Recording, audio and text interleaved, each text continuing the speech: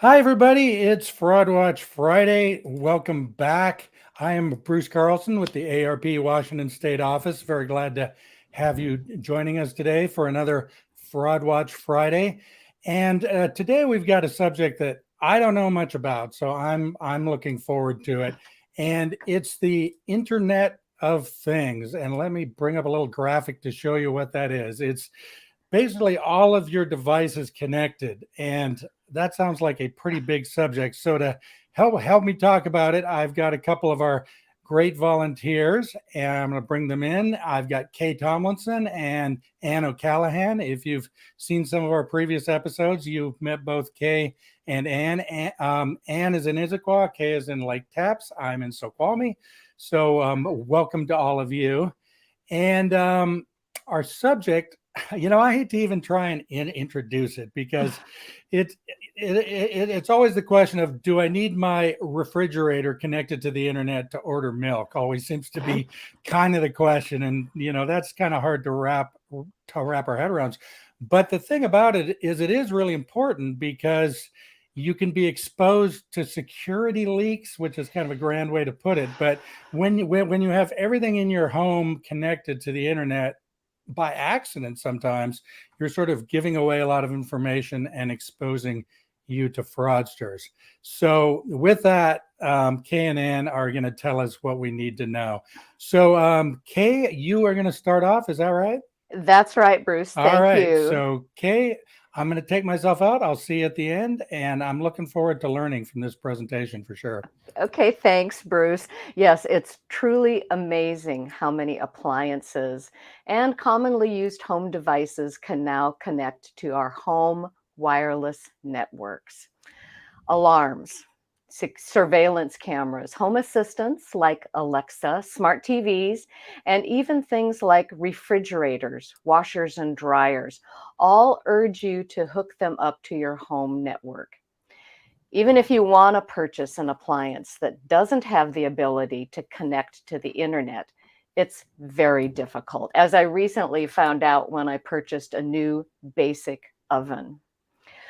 Devices like these are now commonly called the Internet of Things.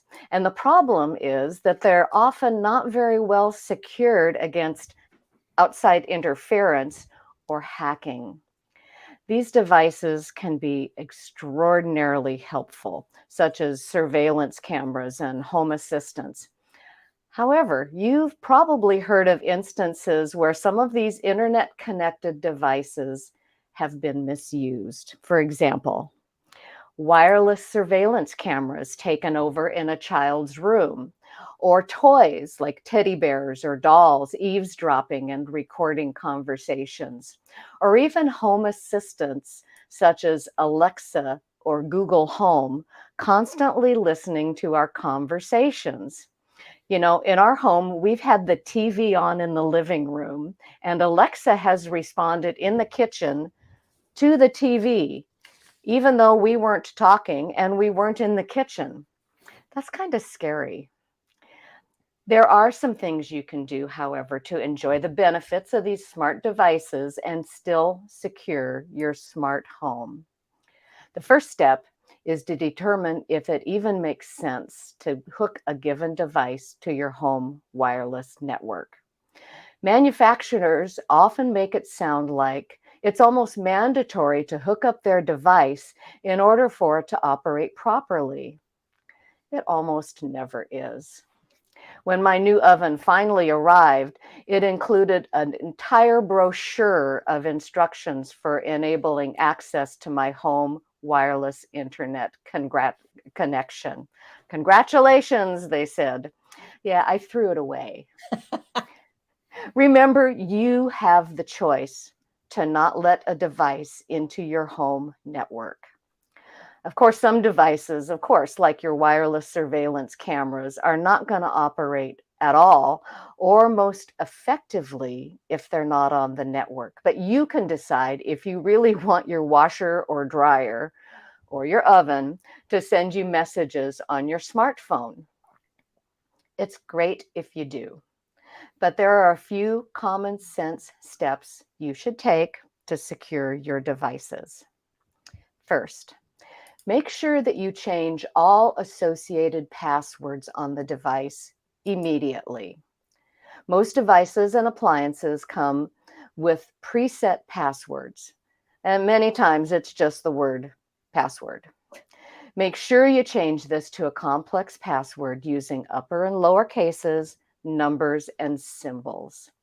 A good recommendation is to select a phrase that's meaningful to you and then just use the first letter of each word, including numbers and symbols. If you've implemented a password manager to access your online accounts, include your new device or your appliance on your password manager account if possible. If it's available, make sure that you turn on two-factor authentication. This will require anyone accessing the device to enter the password, as well as a security code, which has been sent to a smartphone, or to answer a secret security question. Most of the horror stories about baby monitor cameras and other items that you read about in the press have come from devices that are not secured with a complex password or two-factor authentication. And finally, a good step to take in securing your Internet of Things devices is to isolate them from other wireless systems. To do this, we recommend that you create a guest network and do this on your wireless router. And then create a separate strong password to secure the guest network. If your Internet of Things network is compromised, the hacker won't be able to access your larger network.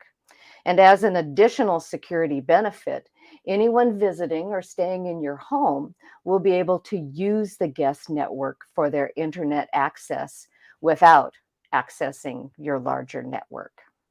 So these are some simple steps that you can take to secure your internet-enabled home devices and those services. These are easy to do, but they go a long way in making your home and your family more secure. However, Anne, I know that there's more that we can do, and that includes a couple more steps to secure a guest network. It's critical to secure our overall home wireless network as well, right? I mean, how can we do this? It's absolutely true, Kay, and thank you so much for all of those great suggestions.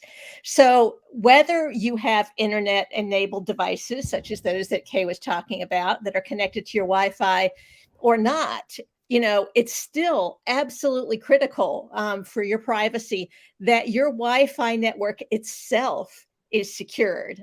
Password, password, password. We're always talking about that. But you can do even more to assure cyber criminals don't exploit your home network connection.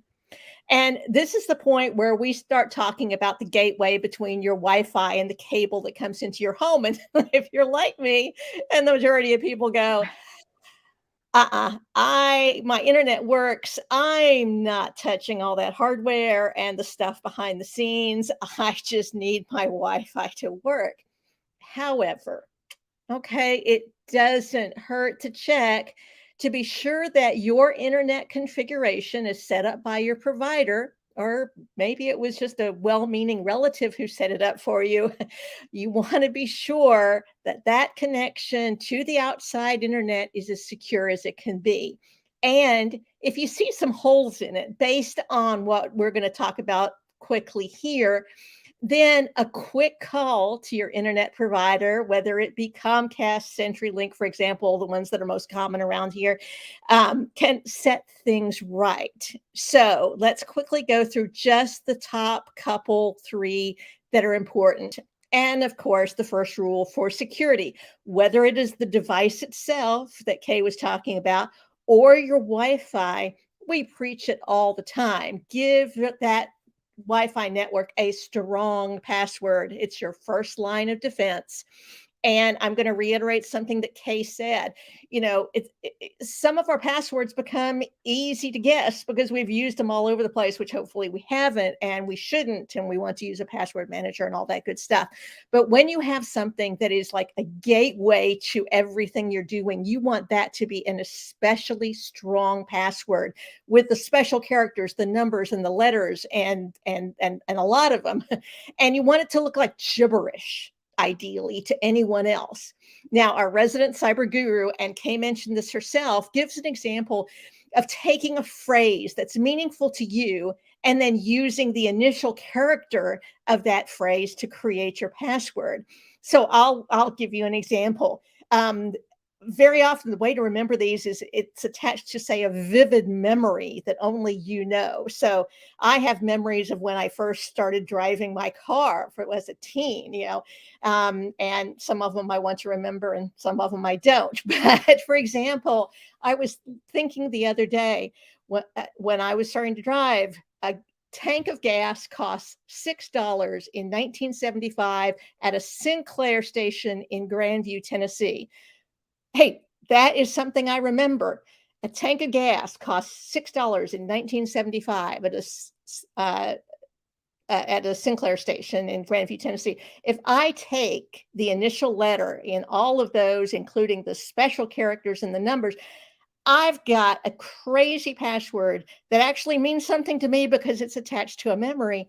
But someone looking at ATOGC $6II, et cetera, it's just gibberish. So that's one way to create a almost fail-safe password for something that's critical, like your internet or Wi-Fi connection, and or the example that Jim and Kay used is like when you're trying to find a master password for your password manager. Okay, password.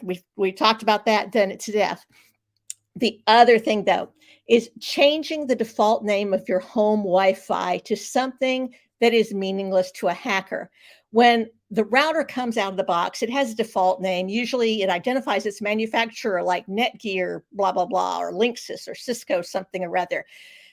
If that manufacturer name pops up as a network that is notable to hackers, knowing the manufacturer gives them kind of a leg up in hacking it. So change it to something that works for you. And I was just looking at some of the Wi-Fi networks in my neighborhood because, when you initially, like maybe your Wi-Fi has been turned off for some reason and you go back to turn it on and you hit your preferred network and you see a drop down of all of these other ones. Well, in my network, there's Bert and there's Erica and there's Samara. And I'm going, oh my goodness, that's not exactly private. Somebody knows that if they're familiar with the area and they know the name of the folks living there, they know that's Bert's Wi-Fi. But then someone down at the bottom goes hoof-hearted. Well, that has absolutely no clues whatsoever as to whose network that is. Doesn't hurt to have an obscure name on that network. And then the third thing, enabling encryption. Again, with a good installer, a good encryption will already be in place. And we're going to show you a graphic here that was simply the default put in by the installer of the example I'm showing here. You can check your encryption by clicking through to advanced settings on your own Wi-Fi icon. You don't have to be going into something else. And you can see here, when I look at my networks or networks where I have been previously or whatever, you can see that they are all but one enabled with the latest, most secure encryption standards, which is the WPA, WP3. And you can double check here very simply by looking at your Wi-Fi network preferences, that the places that I have been, look at that. I was at a hotel last weekend and surprise, surprise, that was a public Wi-Fi and it had no encryption. Again, another reason, but right now we're talking about home, but again, make sure your home Wi-Fi has that note about being encrypted with the latest standards. Okay, last but not least, Kay mentioned that using your guest network to set up IoT devices is a great idea. guest network is something that has to be actually enabled. So that's something else you can do with the help of your network provider to be sure it is set up appropriately. Now, so there are other things, but the three things that I want to emphasize today about your Wi-Fi connection at home is make sure it has a strong password, a very strong password. It has an innocuous network name that can't necessarily be associated with you. And just double check that encryption has been enabled by whoever set up your network to be sure that that is also in place. And if you do research on the internet at places like Norton or anyone else, you will see these suggestions and many more. But as I said, you don't have to know, although it's ideal to get, but anyway, you don't have to know how to get into your gateway or into your thing to check these things out. Just give your provider a call. So whether you're adding IoT devices or just doing your online banking, these steps are basics to ensure your internet security on your Wi-Fi. Back to you, Bruce. Well, thank you very much, Ann. I'm so bamboozled by that. I had all the boxes going crazy, but this is very interesting stuff. And for people who want to know more about this, I will definitely send you to the ARP.org/fraud website, because there are some articles there that will tell you more about it. But I think it's also something that, if you consult, different sources, you can learn more about this, because it is a little bit of an undertaking. But the basics, of changing your router name and changing the password from password, because a lot of them come with the name password or the password admin. So if that's your password, you are very vulnerable to hacking. But if you change it to anything else, it's not obvious to the kind of con artists that Ann was talking about, because they know what the standard password is that comes with different brands of routers. So if they see that router name, they will try that password name. And if you've just plugged in your box and you've never checked the settings, then that leaves you vulnerable. So that's really a basic place to start, is to secure your Wi-Fi network. And then you can sort of expand from there to turning your lights on and off and starting your car with your phone. I saw that at a commercial the other day and going, that doesn't seem like a good idea. But, if it's cold out, I guess it is. But I do want to mention, if you have questions about fraud, you can always call our ARP fraud helpline, and that's 877-908-3360. I'll put the number up, and someone there can help you with some of these things. They can't troubleshoot your entire home. I don't want to promise that, but they can help you with the basic questions on frauds in general, but on this fraud as well. And I'll put the website I mentioned just a second ago up. That's ARP.org/fraud. That is the gateway to our Fraud Watch network, which has all kinds of information. It's just a wealth of all the fraud knowledge that we have gathered. And speaking of fraud knowledge, Ann is going to be back next week on Friday at the same time with a different edition of Fraud Watch Friday. So, Ann, could you tell us about that? Absolutely. Thank you. Every third Friday at 10:30, we have Fraud Watch Friday question and answer. And most of the time, we are fortunate enough to have our local guru, Dave Morrow, there to answer your questions about any aspect of cybersecurity. So whether it's what we talked about today about the Internet of Things, or whether it's some other aspect of keeping you safe and your privacy behind bars. These are the kind of things that Dave can answer questions about. So we do urge you to join us next Friday, 10:30, and get your questions answered. Yep, that's great. And then that'll be live here on Facebook and also on YouTube. So if you're watching this on YouTube, you can come back to YouTube. And I would say if you try some of these things over the next week and it doesn't work for you, come back and ask Dave. I don't want to promise he can help you, but I can promise you that all the things we've talked about are very basic child's play to him. But I will also say that he does a lot of fraud education for us at ARP. So he definitely can break it down for you and make it simple. And this is just so important, and it's becoming more and more important. As Kay mentioned, you order like an oven, and it's internet connected. So, and like the whole thing with the smart in-home devices like the Alexa and stuff. I mean, if you have one of those, they are very convenient and very useful, but you really need to keep them secure. So, I will also invite you, if you'd like to participate as a speaker in that event. That's hosted on Zoom. So we admit a few people to be a part of the session. And if you would like to be a part of the session, you can send an email to arpwa@arp.org, and we can give you the login information for that if you'd like to be part of the group who is actually talking on camera. So I'll invite you to that.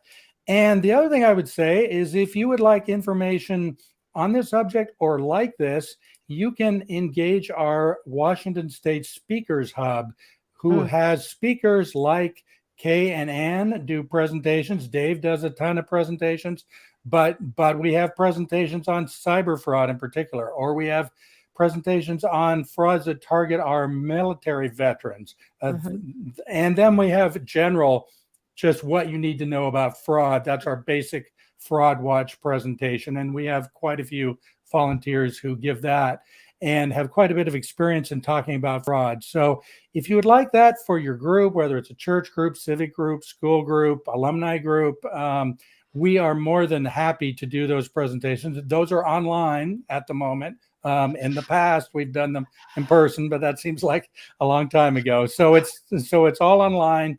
And it's very easy to set up, and we get a lot of great feedback on people who enjoy those presentations. So if you'd like to inquire about that, you can send an email to arp.org, WA Speakers Hub, and you can get the information on how to set up a presentation. And the last thing, we got a lot going on. Next coming up is, besides our next Friday thing, we have a state presentation on tip-offs to rip-offs, and that centers around robocalls and the threats that robocalls pose to you in terms of hooking you into a fraud. And it's really pretty insidious. So our next one is for the Tacoma area. It's aimed at the Tacoma area, and that's on May 25th. And that's an event that you can see on our events calendar here on Facebook. Or you can also go to arp.org/tipoffs and get information on that. But if you're on Facebook, just go over to the events tab on our page and you can sign up for that. So, geez, maybe that's enough for 1 week. but I mean, this is so interesting. I sleep better knowing that my router isn't just broadcasting my personal information out to the street. So thank you very much, Kay and Ann, for that. And is there anything that we haven't talked about in closing, or do you think we've covered it?